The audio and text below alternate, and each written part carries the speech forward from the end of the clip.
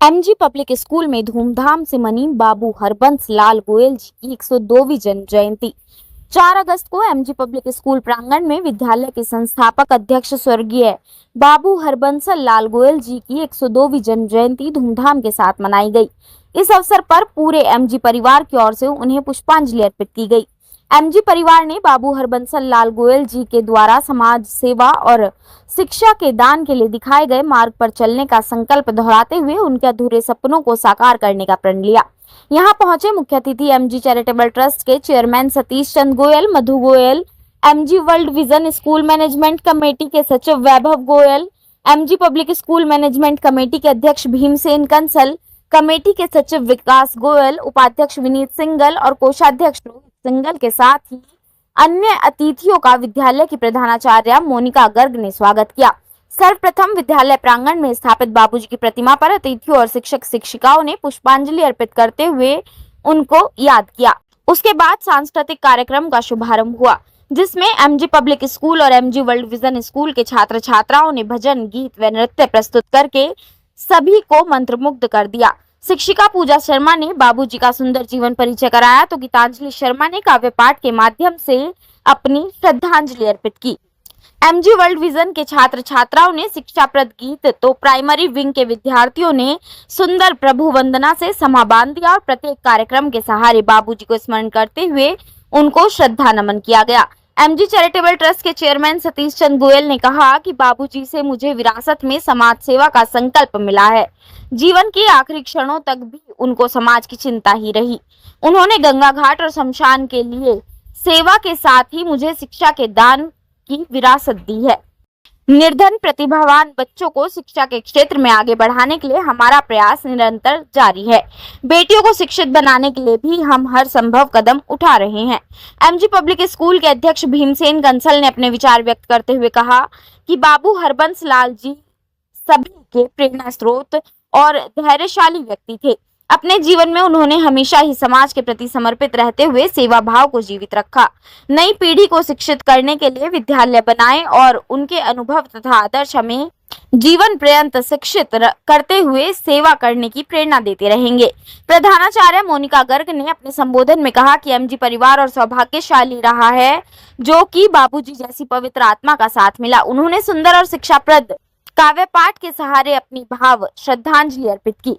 कार्यक्रम में 19 जुलाई को विद्यालय प्रांगण में आयोजित कराई गई inter school drawing and painting competition group A portrait making में विजेता रहे छात्र छात्राओं अवंतिका सिंह, मयंक प्रजापत और अधिराज जैन तथा ग्रुप बी पेंटिंग प्रतियोगिता में विजेता छात्राओं मेधा सिंधी, अवंतिका राठी और आराध्या को पुरस्कार राशि प्रदान कर सम्मानित किया गया।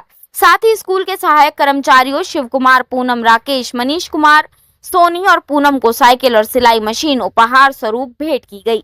समारोह में सांस्कृतिक कार्यक्रम पर प्रस्तुत करने वाले विद्यार्थियों को भी पारितोषिक दिया गया। कार्यक्रम में मुख्य रूप से सतीश चंद गोयल, मधु गोयल, वैभव गोयल, कंसल, विकास गोयल, डॉक्टर अविनाश रमानी, एडीजीसी विक्रांत राठी, राशि चौधरी, आशीष गुप्ता, विभोर अग्रवाल, अमित पवार, सत्यवीर सिंह, अंकित राणा, मूलराज सिंह, आरएसएस के सह सेवा प्रमुख मनीष कुमार आदि गणमान्य लोग, शिक्षक शिक्षिका एवं विद्यार्थी मौजूद रहे।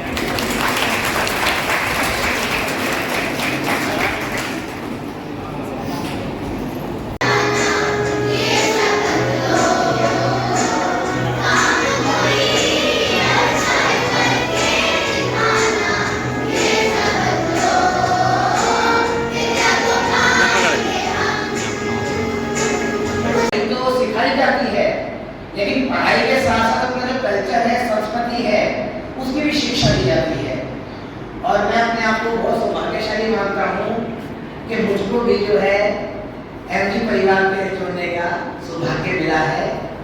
इसके लिए आप सबका बहुत बहुत धन्यवाद। हृदय प्रभावशाली, धैर्यशाली, सहनशील, विद्वान, तेजस्वी, ओजस्वी एवं ऊर्जा शक्ति, द्योतक, परम आदरणीय बाबूजी लाला हरबंस लाल गोयल जी की 102वीं वर्षगांठ के अवसर पर एमजी पब्लिक स्कूल के प्रांगण में मैं आप सभी का, सभी बंधुवर्ग का हार्दिक नमन वंदन अभिनंदन करता हूँ। बाबूजी ने अपने सौम्य जीवन में समाज के प्रति सेवा, समर्पण का भाव रखते हुए अपनी साधना, संयम और साहस से एमजी चैरिटेबल ट्रस्ट स्थापित करके आज की नई पीढ़ी को सफलता, सहृदयता, स्नेह, सामंजस्य के पथ की तरफ अग्रसित करा है।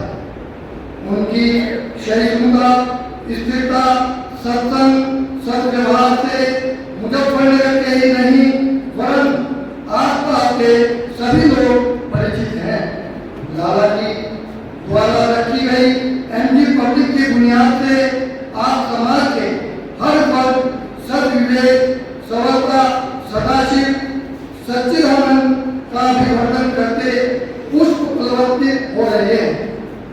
प्रेरणा देने वाले, सूचना देने वाले, सत्य बताने वाले, मार्गदर्शन करने वाले, शिक्षा प्रदान करने वाले और ज्ञान का बोझ कराने वाले ये सब गुरु समान हैं। आज इस अवसर पर हम सभी को यह स्मरण रखना चाहिए कि जीवन की सीख केवल गुरुजनों से ही नहीं बल्कि समाज के इस प्रकार के कर्मवीर से भी मिलती है, जिनके अनुभव हमें जीवन पर्यंत कुछ न कुछ सिखाते रहते हैं और हमारे जीवन को समृद्ध करते हैं। इस विशेष दिन पर हम सभी बाबूजी के प्रति अपनी कृतज्ञता प्रकट करें, जिन्होंने हम सभी को शिक्षा दी और उनके ज्ञान, मार्गदर्शन और समर्थन के बिना हमारी यात्रा अधूरी होती है। बाबूजी के द्वारा रोपित पौधा एमजी पब्लिक उनके पुत्र श्री सतीश गोयल जी एवं पौत्र श्री वैभव गोयल जी द्वारा निरंतर सिंचित करके आज वटवृक्ष बनकर समाज के हर वर्ग को शिक्षा प्रदान करके उनको जीवन के पथ पर अग्रसित कर रहा है। उन्हें बाबूजी को अपनी श्रद्धांजलि अर्पित करते हुए सतीश गोयल जी एवं पौत्र वैभव गोयल जी के पुरुषार्थ परिश्रम से एमजी पब्लिक स्कूल आज नए आयाम स्थापित कर रहा है, उसकी बधाई देता हूँ। धन्यवाद। मैं कुछ पंक्तियां ऐसी महान विभूति को समर्पित करना चाहूंगी। मधुसूदन माधव कहो, मधुसूदन माधव कहो, मानव जीवन का सार। मधुसूदन माधव कहो, मानव जीवन का सार। कैसे जीवन योग्य हो, कैसे हो बात विचार। कैसे जीवन योग्य हो, कैसे हो बात विचार। मधुसूदन माधव कहो, मानव जीवन का सार। आचरण व्यवहार में, आचरण व्यवहार में कैसे घुले मिठास। आचरण व्यवहार में कैसे घुले मिठास। कैसे कर्मठ लोग बने, कैसे कोई विकास। कैसे कर्मठ लोग बने, कैसे कोई विकास। ये प्रस्तुत बाबूजी के चरित्र से हमें शिक्षा मिली। मेंबर ऑफ टेक्निकल स्टाफ और बच्चे जिन्होंने यहाँ परफॉर्म किया या और बच्चे जो यहाँ मौजूद हैं, हमारे आदरणीय गेस्ट जो हमारे निमंत्रण पर और बिना निमंत्रण से आए हैं, सभी का हमें भी गहरा से स्वागत है। बाबूजी ने हमें विरासत में सभी लोग अपनी संपत्ति और ये देकर जाते हैं। बाबूजी मुझे विरासत में सेवाओं का भी मौका दिया। उन्होंने जाते समय कहा कि छुट्टी के लगभग मैं सभी आश्रमों से जुड़ा हुआ हूँ। उन्होंने कहा कि तुम किसी आश्रम से मत जुड़ना,